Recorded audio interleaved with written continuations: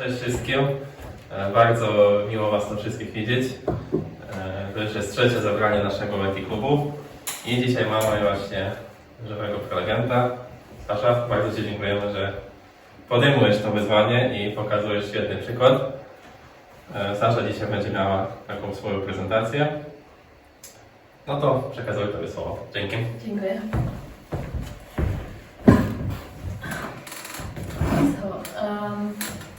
In 2006, Amazon published their paper describing how they divided the monolith to small independent services.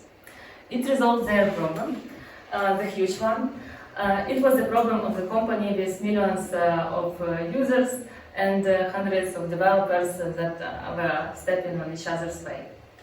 But 10 years later, every small team with 12 users started doing the same, and they did it not because they had the same problem, but because it was looked like the right way to do software development. And this talk will be about the gap between scaling for design we assume we will have and scaling for design we actually have right now. This will be about the difference between architecture that looks right and architecture that suits for our specific case. So today's agenda, we will start with the industry pattern, why this is a structural problem, not individual, and what the smartest people are saying about this. Then we will go to the case, the real project, the real decisions, and what outcome was, and how it differentiates from expectations. Then the third part will be about the cost, what it costs to have this difference between expectations and reality.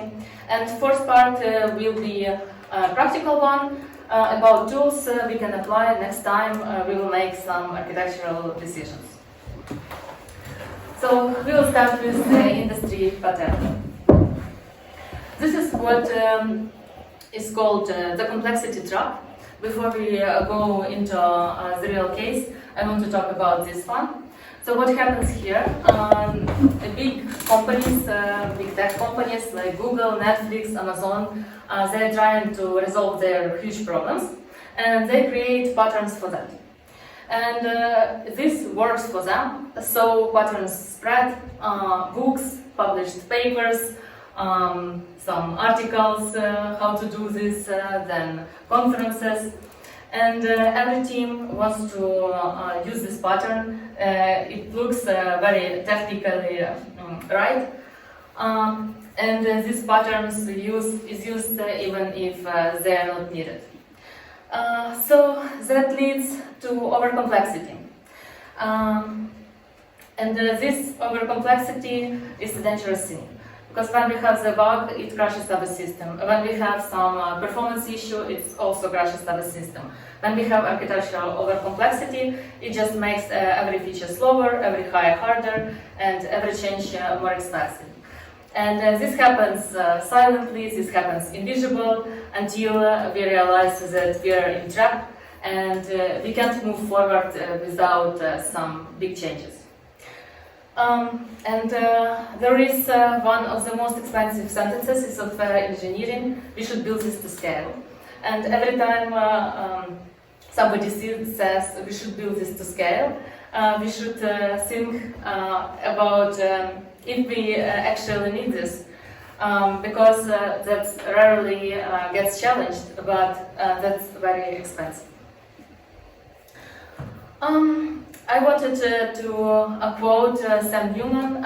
He's the author of some books about microservices, and that's what he said.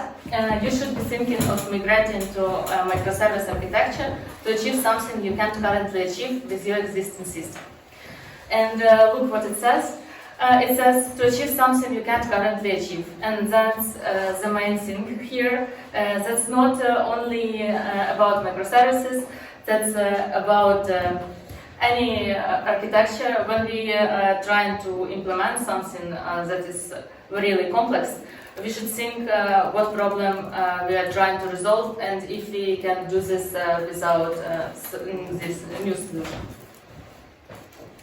I have another quote from conversation that was go to conversation, and it's about other fields except of software engineering.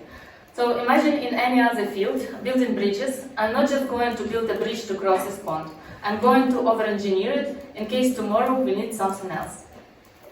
And how we will, what we will say about a person like that in building bridges?